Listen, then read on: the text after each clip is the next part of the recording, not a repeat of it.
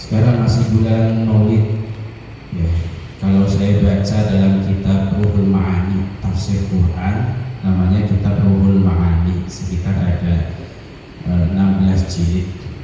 Di situ ayat pun bifadlillahi wa birahmatihi fabidzalika falyafrahu huwa khairum mimma yajma'un. Itu ditafsiri oleh Ibnu Abbas. Ibnu Abbas ini sahabat Nabi. Jadi santri atau orang yang paham ahli sunnah wal jamaah kalau memahami ayat Al-Quran pasti menggunakan tafsir-tafsir daripada para sahabat yang kemudian diturunkan kepada ulama. Jadi ada ulama namanya Syekh Al-Imam Abu Syekh, jadi namanya Abu Syekh, Imam Abu Syekh menafsiri ayat itu daripada sahabat Ibnu Abbas. Jadi wa maknal fadl fi hadhil ayah huwa al-ilmu. Jadi makna fadl di dalam ayat kul bi fadlillah, arti fadl di situ adalah ilmu. Wa bi rahmatihi wa makna rahmah fi hadhil ayah huwa Muhammadun sallallahu alaihi wasallam. Jadi kata Allah kul bi fadlillah wa bi rahmatihi, dengan fadl Allah, dengan ilmu yang Allah turunkan, wa bi rahmatihi, dan dengan rahmat Allah. Yang dimaksud rahmat ini adalah Nabi Muhammad. Fal yafrahu, maka hendaklah kita semua senang, bahagia, bergembira dengan diturunkannya ilmu bersamaan dengan turunnya Nabi Muhammad di bulan Maulid ini. Hendaklah kita sebagai umat Islam berbahagia, senang. Sehingga untuk mengekspresikan rasa senang lahirnya ilmu dan lahirnya Nabi Muhammad di bulan Maulid, umat Islam bermacam-macam cara mengekspresikan senangnya. Ada yang mengundang para tamu, para kiai, para santri, masyarakat untuk bersama-sama menikmati jamuan, itu namanya hadiah. Ada juga dengan cara bersedekah, ada juga dengan cara membaca Maulid Nabi, ada juga dengan cara berdoa bersama, istighosah, ceramah agama. Itu semua ekspresi alami dari manusia sebagai bentuk senang, dan itu diperintah oleh Allah. Sebab rahmat fadl yang paling besar itu adalah ilmu, dan rahmat yang paling besar itu adalah lahirnya Nabi Muhammad. Lahirnya Nabi Muhammad berarti lahirnya ilmu, karena Nabi Muhammad adalah Madinatul Ilmi, pusatnya ilmu, gedungnya ilmu itu adalah Nabi Muhammad. Lahirnya ilmu dan lahirnya Nabi Muhammad itu di bulan Maulid, maka kita harus senang. Kalau ada umat Islam yang senang dengan lahirnya Nabi Muhammad, ya jangan disalah-salahkan. Mau lagi senang dengan lahirnya Nabi Muhammad. Ada orang tua senang dengan lahirnya anak juga tidak masalah. Kenapa umat Islam senang dengan lahirnya Nabi Muhammad malah dipermasalahkan? Nah, seperti yang sudah saya bicarakan minggu kemarin, malam ini saya membawa kitab hadis sebagai selingan mengkaji kitab fikih. Dan yang saya bawa dan yang akan saya bahas pada malam ini adalah tentang hadis-hadis yang berkaitan dengan orang-orang yang sudah mati, yang biasanya hal-hal yang berkaitan dengan orang mati itu sangat identik dengan amaliyah ahli sunnah wal jamaah. Sebab selain ahli sunnah wal jamaah itu sangat anti terhadap hal-hal yang berkaitan dengan orang mati. Dianggapnya sudah mati, ya wis mati, nggak ada urusannya sama orang yang hidup, kan begitu. Tapi kita sebagai paham ahli sunnah wal jamaah, penganut madhab Syafi'i dan juga Imam Abdul Hasan Al-Maturidi, Imam Abdul Hasan Al-Asy'ari, bahwa orang yang sudah mati di alam kubur masih ada kaitannya dengan orang yang masih hidup dengan beberapa amaliyah yang diajarkan oleh Rasulullah. Hadisnya ada, dianjurkan dan diamalkan oleh ulama. Sebelum kita membahas hadis secara ilmiah berkaitan dengan orang-orang mati, saya langsung ke poin dulu. Langsung ke poin amaliyah yang berkaitan dengan orang mati.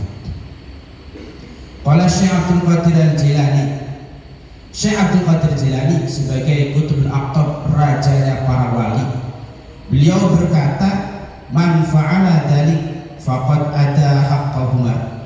Barang siapa yang menjalankan sholat ini nanti saya akan bahas tentang sholat. Barang siapa yang menjalankan sholat ini, kata Syekh Abdul Qadir Jilani, faqad ada haqqahuma, maka orang itu sama saja telah memenuhi haknya sebagai anak kepada orang tua. Orang yang melaksanakan sholat ini, maka orang itu termasuk orang yang sudah sempurna melakukan haknya sebagai seorang anak kepada orang tua.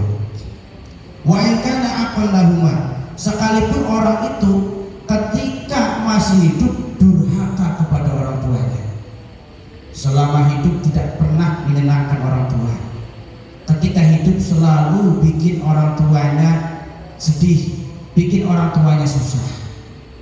Kemudian orang tuanya mati dan anak ini belum sempat berbakti kepada kedua orang tuanya, maka lakukanlah sholat ini. Sekalipun dia durhaka semasa orang tuanya hidup, kemudian orang tuanya mati, jika anak itu melaksanakan sholat ini, maka dia termasuk orang yang berbakti kepada kedua orang tuanya sekalipun dia durhaka. Wa aqallahu subhanahu wa ta'ala ma yu'ti siddiqina wa syuhada, dan Allah akan memberikan pahala kepada orang yang melakukan sholat ini seperti pahalanya orang-orang siddiqin, orang-orang yang jujur, wa syuhada, dan pahala orang-orang mati syahid. Bagaimana ini? Ini perkataan Syekh Abdul Qadir Jilani. Kata Syekh Abdul Qadir Jilani, jikalau pintu kenabian itu belum ditutup, maka sesudah Nabi Muhammad yang layak menjadi nabi adalah saya. Ini kata Syekh Abdul Qadir Jilani. Berhubung kenabian sudah ditutup, la nabiyya ba'dah, tidak ada nabi sesudah Nabi Muhammad, maka status atau makom daripada Syekh Abdul Qadir Jilani adalah nabi. Tetapi walaupun nabi, kata Nabi Muhammad, ulama ummati ka'antal anbiya min bani Israel. Ulama-ulama umatku sejajar dengan para nabinya orang-orang Israel. Jadi Nabi Musa, Nabi Yakub itu nabinya orang Israel, itu sejajar pangkatnya dengan ulama-ulama atau dengan wali-wali umatnya Nabi Muhammad. Nah, ini sholatnya bagaimana? Tusannu sholatu birrul walidain. Ini namanya sholat birrul walidain. Sholat sholat kebaikan untuk kedua orang tua. Jadi sekali lagi namanya sholat birrul walidain. Mungkin ada daripada kita yang ada di sini yang merasa ketika hidup dulu sering menyusahkan orang tua, belum sempat membahagiakan kedua orang tua. Lakukan sholat ini. Cara sholatnya, tusolli lailatal khamisi ba'dal maghrib. Sholatnya itu setiap malam Kamis sesudah maghrib. Setiap malam Kamis sesudah maghrib. Berapa rakaat? Enggak banyak.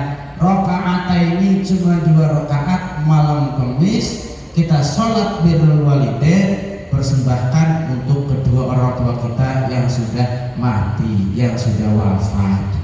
Jangan sampai ketika hidup kita menyusahkan orang tua sudah mati, kita tidak mengirimkan doa untuk kedua orang tua. Lalu tugas kita sebagai anak apa? Kan begitu. Tuqra'u fi kulli raka'atin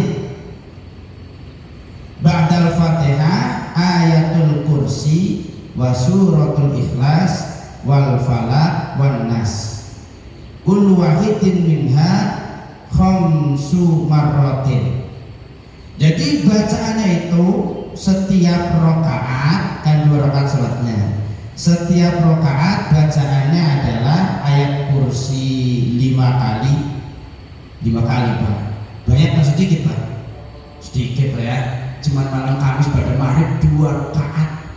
Bacaannya ayat kursi 5 kali, surat Al-Ikhlas, Kulhu Allahu ahad 5 kali, Qul a'udzu birabbil falaq 5 kali, Qul a'udzu birabbin nas 5 kali.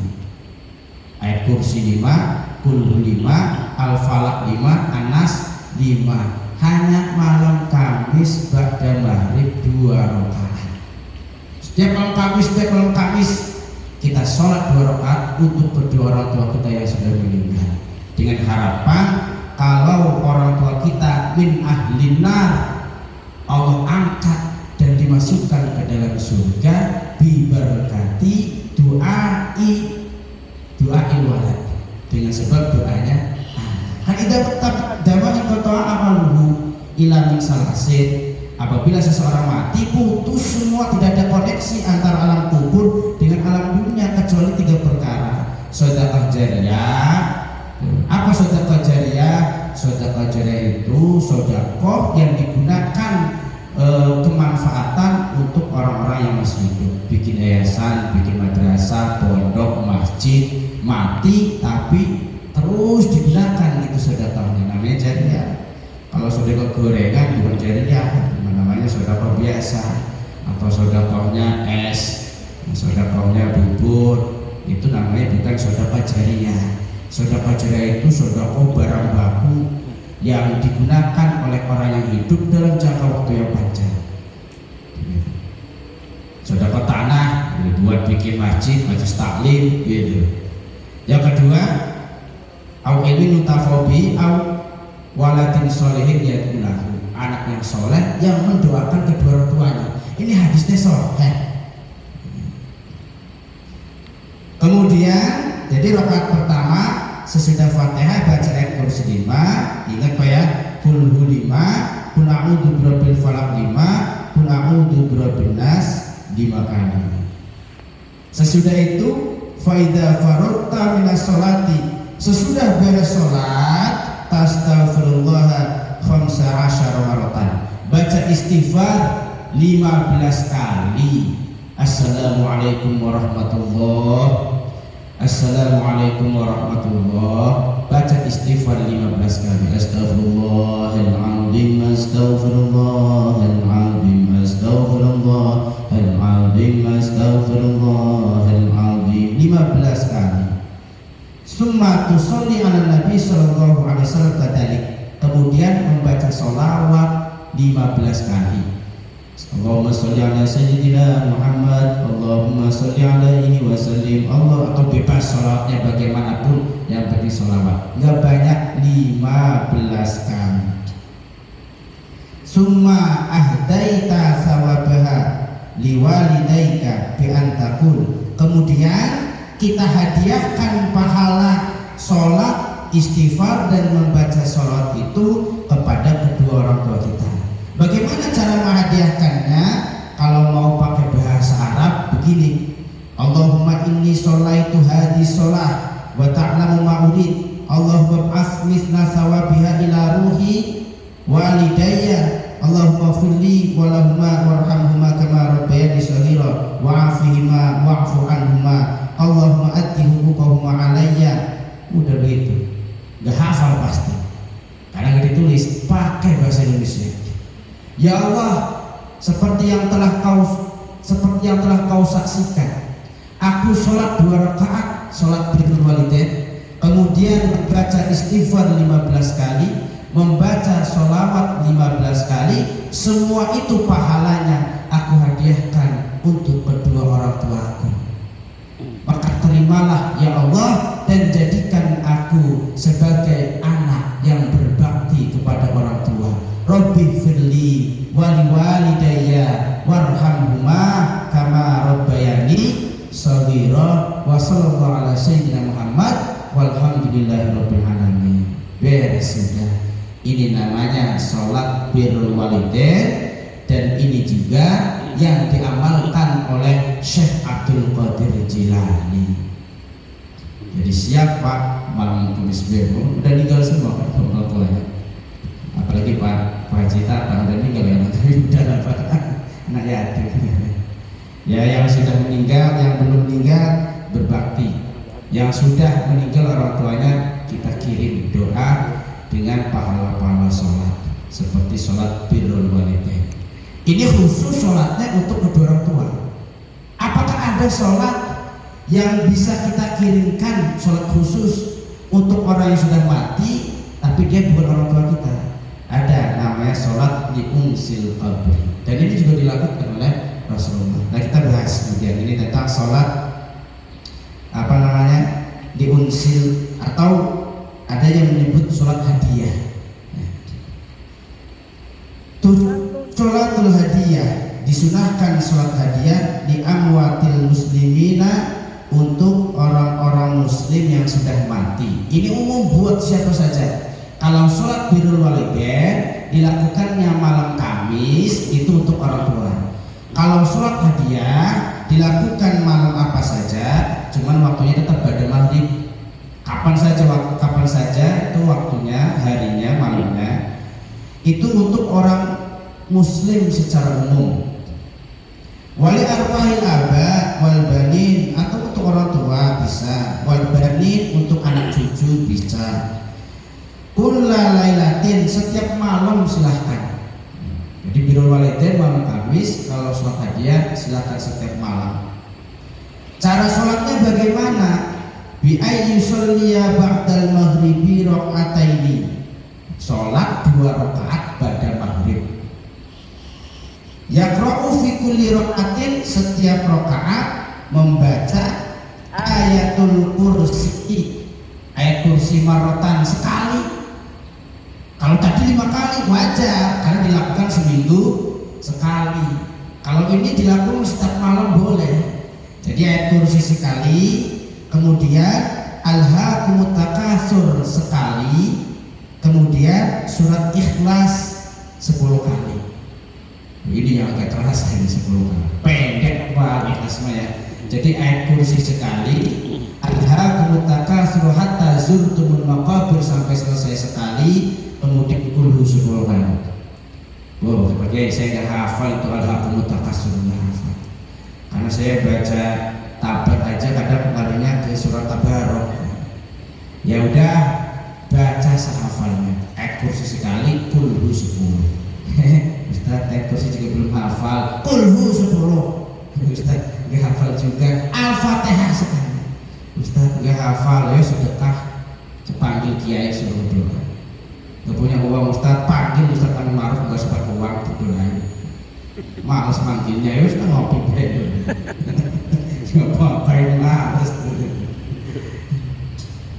Alhaakumut takatsur sekali, Al-Ikhlas 10 kali. Kemudian sesudah salam langsung kita hadiahkan pahala sholat itu untuk orang yang kita tuju.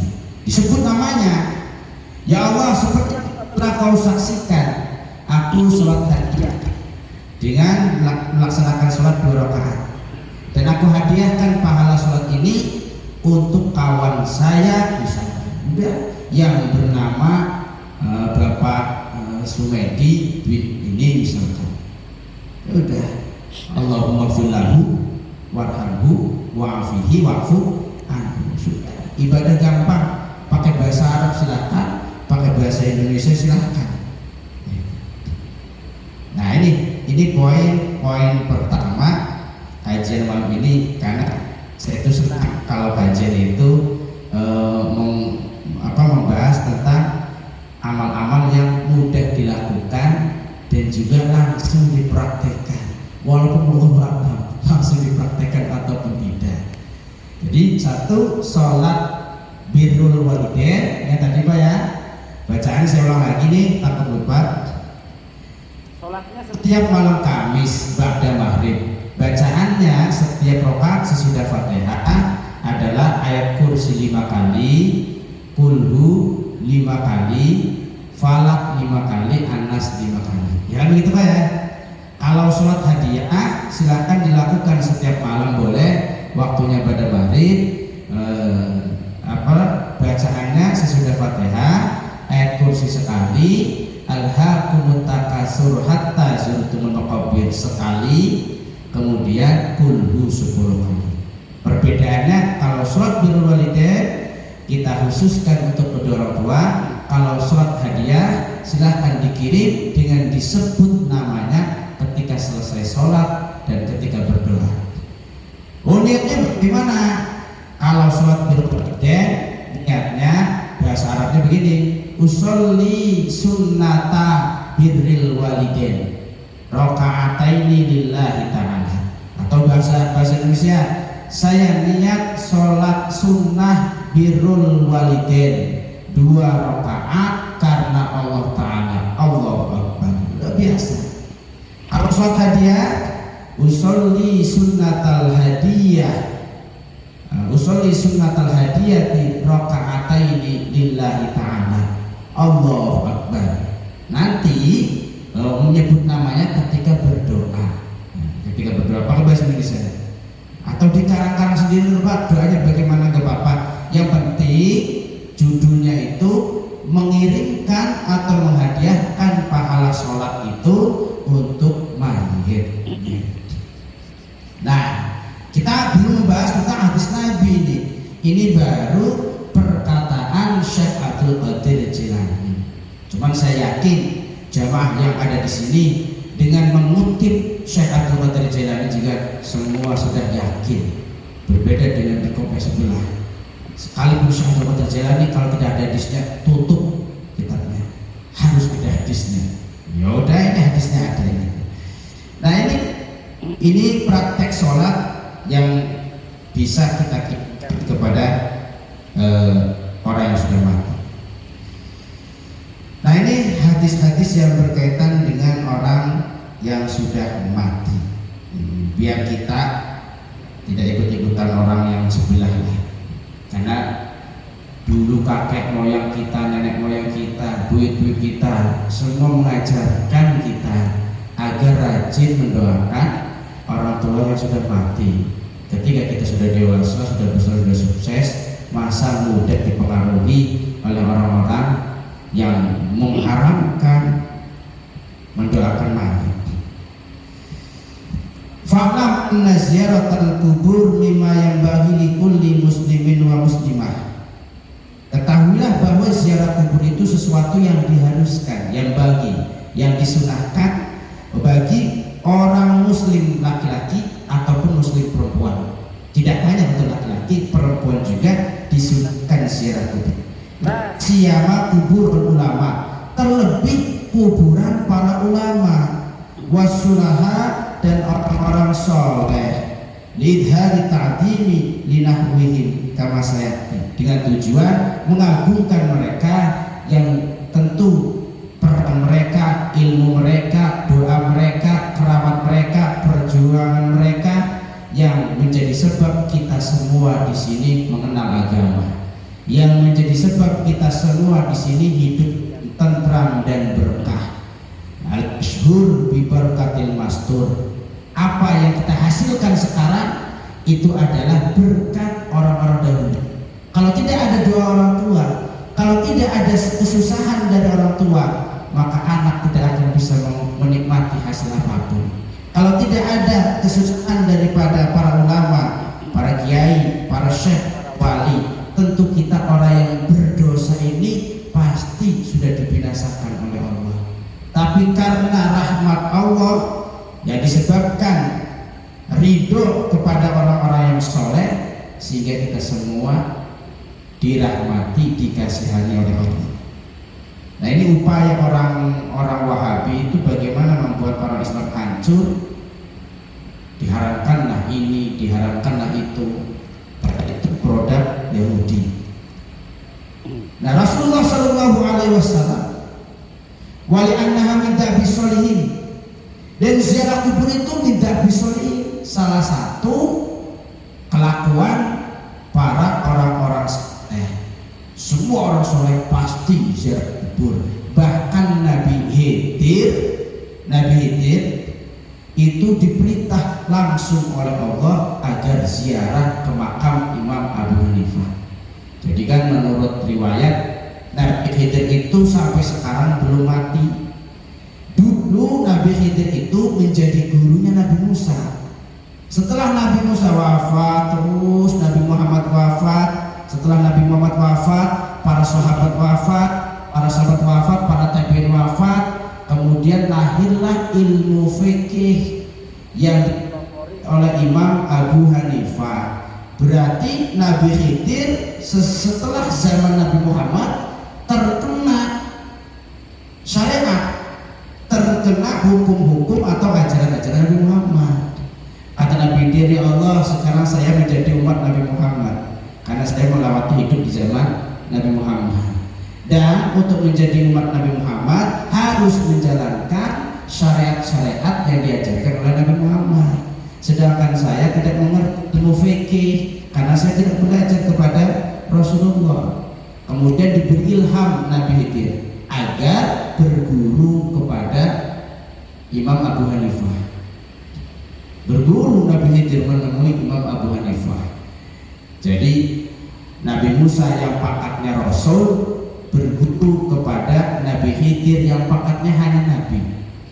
Nabi Khidir yang pangkatnya Nabi berguru kepada Imam Abu Hanifah yang pangkatnya ulama.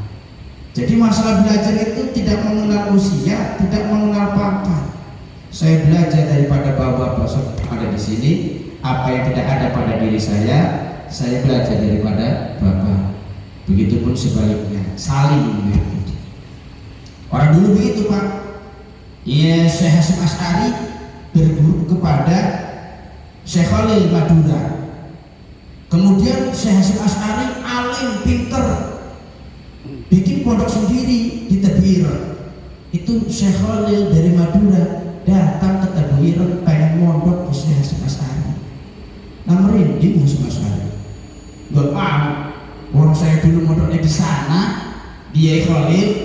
Setelah Hasyim Asy'ari pulang bikin pesantren, Yai Khalilnya datang untuk berguru kepada Hasyim Asy'ari. Berhubung otot, Yai Khalilnya saking gak enaknya Hasyim Asy'ari diterima sebagai santri. Kalau sholat asar, pulang sholat asar itu pelama-lama. Mau Hasyim Asy'ari mau pulang duluan gak enak sama Yai Khalil, masih wiridan. Yai Khalil mau pulang gak enak sama Hasyim Asy'ari. Jadi semuanya pengaku-ngaku menjadi murid. Kalau zaman sekarang pengaku-ngaku menjadi guru. Akhirnya pulangnya bareng. Pas pulangnya bareng rebutan sendal. Hasyim Asy'ari ngambil sendal untuk dipakai ke Yai Khalil ngambil sendal, rebutan pakai sendal. Enggak jadi rebutan.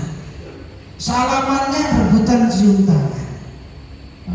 Ketika ditanya Syekh Khalil, Hasyim Asy'ari itu siapa? Oh, beliau itu guru saya. Ketika Hasyim Asy'ari ditanya, Syekh Khalil itu siapa? Beliau guru saya. Semuanya rebutan mengaku-ngaku menggurukan. Tapi sekarang beda. Itu siapa? Oh, murid saya itu. Ditanya muridnya itu siapa?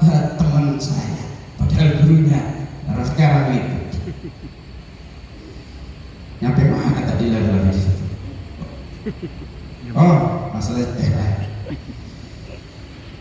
wa min sunani sayyidil mursalin, dan ziarah kubur itu min sunani sayyidil mursalin, sebagian daripada sunnahnya sayyidil mursalin, kepalanya Rasul, yaitu Nabi Muhammad. Kenapa? Li umumi qauli sallallahu alaihi wasallam haitsu qala, karena ada sabda Nabi. Apa sabda Nabi? Kuntu nahaitukum an ziyaratil kubur. Aku melarang kalian untuk ziarah kubur. Jadi orang-orang Wahabi yang mengatakan Rasul melarang ziarah kubur itu benar. Jadi saya pilih setengah sekarang. Orang Wahabi yang mengatakan Rasul melarang ziarah kubur itu benar. Benar kalau membaca hadisnya cuma setengah teks. Karena ngajinya nggak sampai selesai. Jadi ada hadis kuntu nahaitukum an ziyaratil kubur. Teruskan fazuruha fa innaha tudzakirukumul akhirah. Fazuruha, ziarahlah kalian, karena ziarah kubur itu bisa mengingatkan kita kepada kematian. Kok awalnya melarang, kemudian ujungnya memerintahkan. Nah ini perlu diteliti hadisnya, yaitu dengan menggunakan metode penelusuran asbabul wurud. Asbabul wurud itu sebab-sebab Nabi mengatakan atau mengeluarkan hadis. Apa sebabnya? Diteliti oleh ulama. Kalau kita nggak bisa meneliti, dengan apa alat menelitinya? Kalau ulama dulu, guru-gurunya masih para sahabat, guru-gurunya masih para tabi'in, yang kurun waktunya masih dekat dengan Nabi. Kita sudah jauh dengan Nabi, malah mari kembali kepada Al-Quran dan hadis. Larinya dari mana kembali ke orang hadis? Beli terjemah itu dipahami dewek, kemudian dipikir sendiri, langsung jadi ustadz begitu, tanpa ada guru yang bersambung. Susah lah, susah. Diteliti, akhirnya timbullah kaidah fikih al-amru ba'dan nahyi al-ibahah. Perintah sesudah larangan berarti bersifat ibahah, boleh. Contoh orang tua begini, kamu jangan kemana-mana ya, awas kalau kemana-mana. Sesudah itu, kamu sekarang silakan pergi. Berarti kan pertama melarang, kemudian memerintahkan. Berarti apa itu? Natijahnya boleh. Karena boleh, tergantung praktek ziarah yang dilakukan. Kalau ziarah itu kita dikir ingat mati, sunnah. Karena Rasul memerintahkan kita agar selalu ingat mati. Ini hadisnya. Dan hadis ini adalah muttafaqun alaih, sudah disepakati oleh Imam Bukhari dan Imam Muslim. Ini Imam Bukhari dan Imam Muslim ini adalah ulama kepercayaan orang-orang yang mengatakan dirinya salafi wahabi. Salafi wahabi disingkat sawah. Salafi wahabi disingkat sawah. Qala sallallahu alaihi wasallam. Ini hadis lagi ini. Mereka yang mengatakan gak ada hadis dari ziarah kubur. Nih kitab Bukhari itu Obel ini ada 4 jilid nih. Saya bawa jilid 5 sama jilid 6 ini kitab Bukhari. Mau saya bacakan atau Bapak sendiri yang baca? Silahkan. Sebab zaman sekarang kalau cuma ngeluarin hadis 2 tetap belum diterima. Bisa aja Ustaz bohong, mana kitabnya? Ini kitabnya. Lah kitab yang bikin ulama bisa aja salah. Nah terus akan ketemu ke Rasulullah. Itu susahnya, namanya juga produk Yahudi, selalu mencari-cari celah untuk menyalahkan ajaran umat Islam agar umat Islam itu merasa asing dengan ajarannya. Idza amartukum bi amrin fatu bihi mastata'tum. Kata Nabi, apabila aku memerintahkan kalian terhadap suatu hal, maka lakukan mastata'tum semampu kalian. Sedangkan hadis tadi fazuruha menggunakan kalimat amr, fazuruha menggunakan kalimat amr, ziarahlah. Kalau perintah itu amr berarti itu merupakan kalimat perintah. Kalau kalimat perintah maka faktu bihi mastata'tum, silahkan semampunya. Mampunya setahun sekali ziarah boleh, mau tiap minggu pasti boleh saya. Yang penting mampir di warung belut. Siap. Mau sebulan sekali boleh. Udah. Ini banyak Pak, ini hadis-hadis tentang, bahkan Rasulullah juga setahun sekali ziarah ke makam-makam para sahabat perang Uhud.